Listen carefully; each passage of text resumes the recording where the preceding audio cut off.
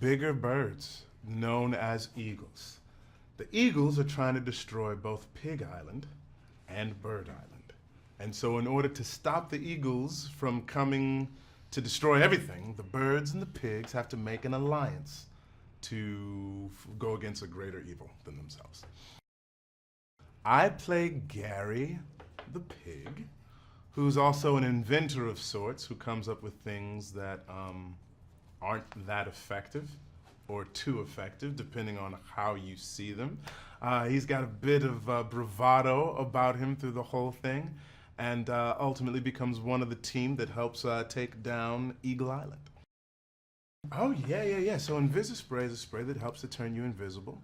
The downside is that you are never visible again. Nice one, Gary. Then you have the Eagle Detector, which is very effective in detecting eagles, except it's also very loud, and it's also very annoying, and probably will let eagles know that they've been detected. So what's the point of detecting them if now you know that they know that you're there? You know what I mean. And then the flame retardant literally is the snot of a pig. And I didn't know this, but evidently real pig snot does put out fires. I'm just kidding. I don't know if that's true or not. I just felt like saying it on camera as if it were true. I think that Gary has the kind of style of someone who is overly self-assured. This is how you know. When someone is trying to peacock, right? They're gonna dress up. They're gonna make an effort. Gary makes no effort because he knows what he has to offer. Doesn't have to dress this up. It's just beautiful as it is. That's who Gary is. Oh man, I can tell you that I'm fans of a lot of them. I mean, Rachel Bloom has a voice from the heavens, and she's also incredibly funny. Sudeikis and McBride and Josh Gad and Bill Hader, like all the folks from the original movie, are back and are better than ever. And then you got the incredible talents of one Miss Leslie Jones. You got Nicki Minaj up in this joint. Like it's a great group of people, and I'm happy to be counted amongst them. Let's see. I watched a lot of James Bond movies, and I'm a big fan of Q. And so I was like, what if Q were a pig who wasn't that good at his job? And then I just started playing around with it. And we had a few different options at the beginning, and the producers and the director ultimately said, like, yeah, let's do your British version.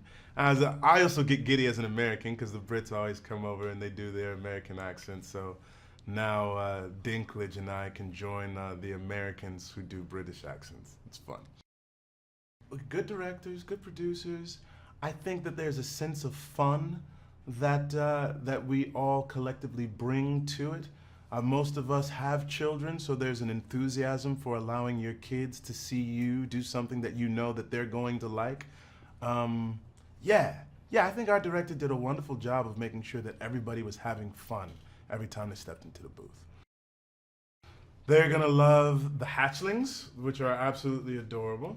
They're gonna love the idea that pigs and birds can come together, because in the first movie they're like, we're not coming together, and then all of a sudden they find this alliance, which I think is a good lesson. I think the young ladies that come to see the film, they recognize that we can be the hero and we can be the villain, and that we don't have to be the damsel off in the corner waiting to be saved. Like, any character is a possibility for us. Angry Birds 2, we find the pigs and the birds are not enemies per se, but they are constantly heckling one another.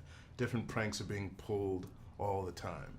And then there's a third island that we discover, Eagle Island, and Eagle Island is looking to destroy both Piggy and Bird Island.